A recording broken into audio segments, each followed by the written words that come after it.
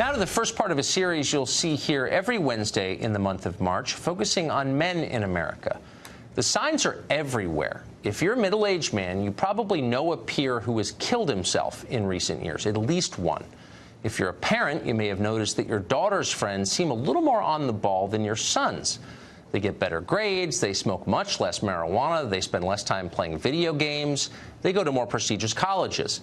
If you're an employer, you may have noticed that your female employees show up on time. The young men often don't. And of course, if you live in this country, you've just seen a horrifying series of mass shootings, far more than we've ever had. Women didn't do that. In every case, the shooter was a man. Something ominous is happening to men in America. Everyone who pays attention knows that. What's odd is how rarely you hear it publicly acknowledged. Our leaders pledge to create more opportunities for women and girls, whom they imply are failing. Men don't need help. They're the patriarchy. They're fine, more than fine. But are they fine? Here are the numbers. Start with the most basic, life and death. The average American man will die 5 years before the average American woman. One of the reasons for this is addiction.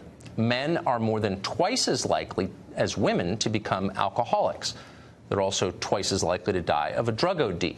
In New Hampshire, one of the states hardest hit by the opioid crisis, 73% of overdose deaths were men. But the saddest reason for shortened lifespans is suicide. 77% of all suicides in America are committed by men. The overall rate is increasing at a dramatic pace. Between 1997 and 2014, there was a 43% rise in suicide deaths among middle-aged American men. The rates are highest among American Indian and white men, who kill themselves at about 10 times the rate of Hispanic and black women. You often hear America's incarceration crisis. Well, that's almost exclusively a male problem, too. Over 90% of inmates are men. Now, these problems are complex, but we know that they start young. And relative to girls, boys are failing in school. More girls than boys graduate high school. Considerably more go to and graduate from college. In schools at every level, boys account for the overwhelming majority of discipline cases. One study found that fully 1 in 5 high school boys had been diagnosed with some form of hyperactivity disorder. That's compared with just 1 in 11 girls. Many of them were medicated for it. The long-term health effects of those medications, not fully understood, but they do appear to include depression in later life. Women now decisively outnumber men in graduate school. They earn the majority of doctoral degrees. They're now the majority of new enrollees in both law and medical schools. For men, the consequences of failing in school are long-term and profound. Between 1979 and 2010, working-age men with only high school degrees saw their real hourly wages drop about 20%. Over the same period, high school-educated women saw their wages rise. The decline of the industrial economy disproportionately hurt men.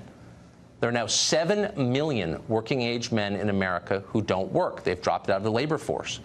Nearly half of them take pain medication on any given day. That is the highest rate in the world by far. Far fewer young men get married than did just a few decades ago, and fewer stay married. About 1 in 5 American children live now only with their mothers. That's double the rate of 1970. Millions more boys growing up without fathers. Young adult men are now more likely to live with a parent than they are to live with a spouse or a partner. That is not the case for young women. Single women buy their own homes at more than twice the rate of single men. More women than men now have driver's licenses. Whenever gender differences come up in public debate, the so-called wage gap seems to dominate the conversation. You've heard it. A woman makes 77 cents for every dollar a man earns. That's a statistic that you'll hear a lot. Presidents have repeated it, many candidates. It's everywhere. And yet that number compares all American men to all American women across all professions. No legitimate social scientist would consider that a valid or meaningful measure. The number doesn't mean anything. It's intentionally misleading. It's a talking point. Once you compare men and women with similar experience, working the same hours in similar jobs for the same period of time, that's the only way you can measure it, the gap all but disappears. In fact, it may invert. One study using census data found that single women in their 20s living in metropolitan areas now earn 8% more on average than their male counterparts. By the way, the majority of managers in the workplace are now women. Women on average are scoring higher on IQ tests than men are. Even physically, men are falling behind. A recent study found that almost half of young men failed the Army's entry-level physical fitness exam during basic training. Fully 70% of American men are now overweight or obese. That's compared to 59% of American women. Perhaps most bafflingly and terrifyingly, men seem to be becoming less male fundamentally, measurably. Sperm counts, for example, across the West have plummeted. They're down almost 60% since the early 1970s. Scientists don't know why this is. Testosterone levels in men have also fallen precipitously. One study found that average levels of male testosterone dropped by 1% every year after 1987, and it's not related to age. In other words, the average 40-year-old man in 2017 would have testosterone levels 30% lower than the average 40-year-old man in 1987. There is no upside to this trend. Lower testosterone levels in men are associated with depression, lethargy, weight gain, decreased cognitive ability. Nothing like this has ever happened to a population this big. So you'd think we'd want to know exactly why. What's going on? How do we fix it? And yet the media ignore that story. It's considered a fringe topic somehow. Nor is it, believe it or not, a priority in the scientific research establishment. We checked, and we couldn't find a single NIH-funded study on why testosterone levels are falling.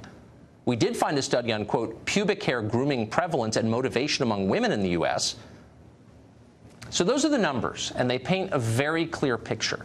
American men are failing in body, in mind, and in spirit. This is a crisis.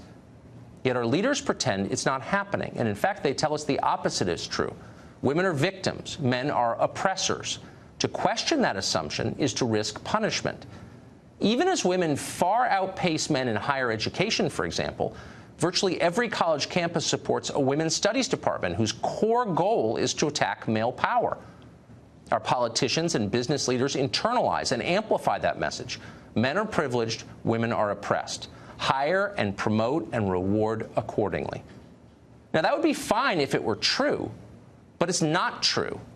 At best, it's an outdated view of an America that no longer exists.